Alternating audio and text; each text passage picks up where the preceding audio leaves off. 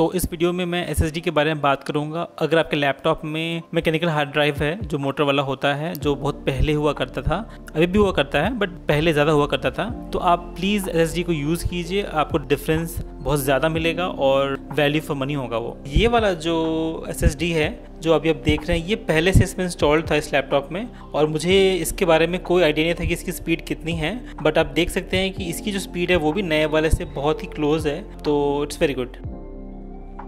ये वाला जो अभी हम चेक कर रहे हैं ये भी क्रूशियल का है, 2 TB, बट वो 2.5 इंच वाला SSD है। जो NVMe है वो न्यू टेक्नोलॉजी है और उसकी स्पीड जो है वो फास्ट होगी और जो स्पेस है वो भी कम होता है। इसको चेक करके आप ये भी कंफर्म कर सकते हैं कि जो कंपनी क्लेम करती है उसके हिसाब से जो स्पीड मेंशन्ड है वो है कि नहीं।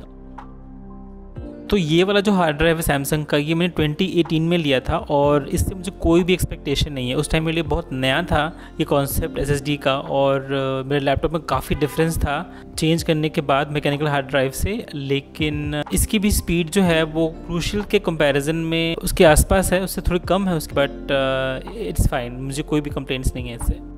तो मैंने ये जो प्रोडक्ट है ये मैंने लिया था रिपब्लिक डे सेल पे, और लास्ट ईयर भी मुझे याद है कि बहुत ज़्यादा डिस्काउंट, बहुत हैवी डिस्काउंट थे रिपब्लिक डे सेल पे।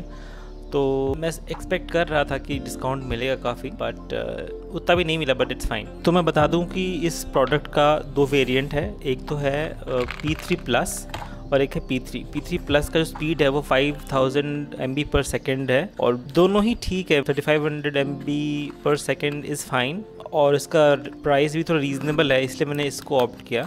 अगर मैं इसका प्राइस चेक करूँ अभी तो वो है 21,300 समथिंग। लेकिन जब मैंने ऑर्डर किया था तो उस दिन मैंने देखा था कि उस दिन जो प्राइस था वो था 20,000, और उसमें प्रमोशनल कैशबैक भी था कुछ 1,000 रुपीज़ का, और इंस्टेंट बैंक डिस्काउंट भी था। इंस्टेंट बैंक डिस्काउंट जो है आप 2 टाइप के होते हैं। पहला तो वो होता है जो कि आपने 1 टाइम में ही पे कर दिया, और दूसरा होता है EMI वाला। तो अगर आप EMI वाला ऑप्शन ऑप्ट करते हो तो जो इंटरेस्ट होता है, जो आपका इंटरेस्ट चार्ज जो होता है, वो आपको Amazon as an instant discount दे देती है, तो प्राइस आपका जो है लगभग बराबर ही पड़ जाता है।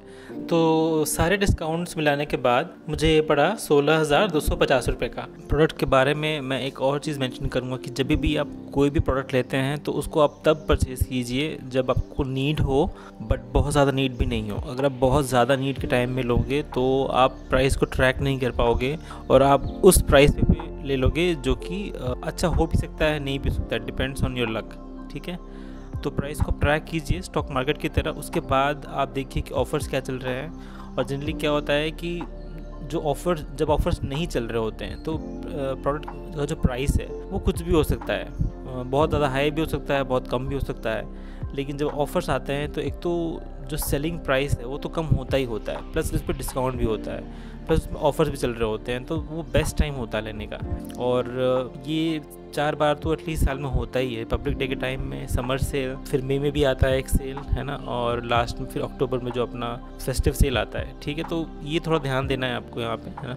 पैसे खर्च कीजिए बट थोड़ा ध्यान से पैसे खर्च कीजिए। तो थोड़ा रिप्लेसमेंट के बारे में बात कर लेते हैं। बहुत ईजी है रिप्लेस करना, आपको बस स्क्रूज़ को अनप्लग करना है और आपको रिप्लेस करना है, और बहुत सारे आपको यूट्यूब पे चैनल मिल जाएंगे जहाँ पे आप इजीली फॉलो कर सकते हैं उसको। एक और चीज़ जो मैं बोलना चाहूँगा, जब भी आप लैपटॉप परचेज़ करते हैं, अगर आप करने वाले हैं, तो अगर आपके लिए पोर्टेबिलिटी ज़्यादा ज़रूरी है तो आप इंटेल का लैपटॉप को प्रेफर करें, क्योंकि जो थंडरबोल्ट पोर्ट है वो इंटेल और एप्पल ने डेवलप किया था साथ में, तो इसलिए आपको मैकबुक्स और इंटेल के लैपटॉप से वहाँ पे ज़्यादा मिलेगा। आई डोंट थिंक ऐसे बहुत सारे लैपटॉप्स होंगे AMD चिप पे बेस्ड जहाँ पे आपको थंडरबोल्ट मिलेगा, श्योर मिलेगा, बट बहुत कम मिलेगा। इंटेल के लैपटॉप्स में बहुत ईजिली अवेलेबल होता है। तो जो मैंने नया SSD लिया है, इसमें मैंने विंडोज़ 11 को इंस्टॉल करने के लिए मैंने पहले से पेन ड्राइव में विंडोज़ 11 को बूटेबल बना लिया है, और जैसे ही मैंने इसको रीस्टार्ट किया, मुझे बस पेन ड्राइव प्लग इन करना है और नेक्स्ट करना है। बहुत सारे आपको वीडियोस इसके मिल जाएंगे if you want to install Windows 11। जब मैंने विंडोज़ 11 ट्राई किया था इसमें इंस्टॉल करने के लिए, तो थोड़े से कुछ एरर मैसेज मुझे आए थे, बट मैंने 2-3 बार ट्राई किया तो वो हो गया, कोई इश्यू नहीं है उसमें। अगर आपको एक बार में नहीं हो रहा आपसे इंस्टॉल, तो आप उस पेन ड्राइव को दोबारा निकाल के दोबारा से रीस्टार्ट कीजिए, डेफिनेटली इंस्टॉल हो जाएगा। विंडोज़ इंस्टॉल करते वक्त मैंने पार्टीशन नहीं किया था, वो मैंने बाद में किया था, तो वही पॉसिबल है। तो मैं काफ़ी सारे मूवीज़ और TV सीरीज़ देखता रहता हूँ जब मुझे टाइम मिलता है, तो उसके लिए जो 500 GB का लैपटॉप में पहले से सॉलिड स्टेट ड्राइव लगा हुआ था, उसको यूज़ करने के लिए मैंने एक केस भी मंगा लिया था और इसकी बिल्ड क्वालिटी अच्छी है, कोई कंप्लेंट्स नहीं है। बस थोड़ा महंगा लगता है मुझे इन चीज़ों को परचेज़ करना, बट ये 4 TB तक सपोर्ट करता है। तो अगर फ्यूचर में आप अपडेट करते हैं अपने हार्ड ड्राइव्स को या SSDs को, तो आप इसको as a pen drive use कर सकते हैं। इसमें Type-C पोर्ट दिया हुआ है। मैंने आपको बताया कि इसको हम एज अ पेन ड्राइव भी यूज़ कर सकते हैं, बट जो मेरा एंड्रॉयड टैबलेट है उसने इसको सपोर्ट नहीं किया।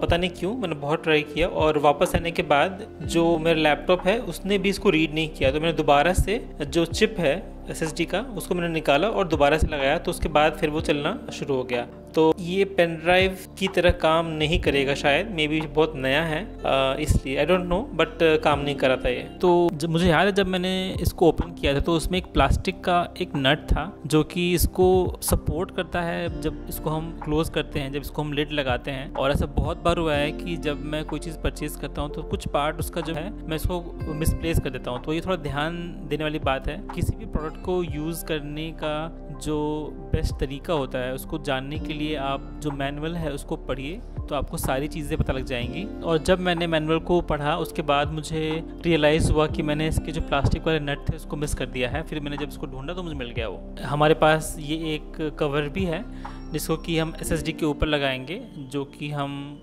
केस के अंदर जब उसको प्लग करेंगे तो उसको कवर करने के लिए है। और बिल्ड क्वालिटी अच्छा है, सॉलिड है बहुत। कलर शायद मैंने बेकार ले लिया, बट दैट्स फाइन। तो ये जो नया वाला हार्ड ड्राइव है इसकी स्पीड थोड़ी ज़्यादा है पुराने वाले से, और थोड़ा स्लोनेस है जब मैं वीडियो एडिटिंग करता हूँ या और कोई चीज़ करता हूँ। बट आई थिंक उसका कोई भी कनेक्शन SSD से नहीं है, उसका कनेक्शन आई थिंक CPU से ज़्यादा है, क्योंकि at the time of video editing जो CPU कैपेसिटी है वो मैक्सिमम पे पहुँच जाती है।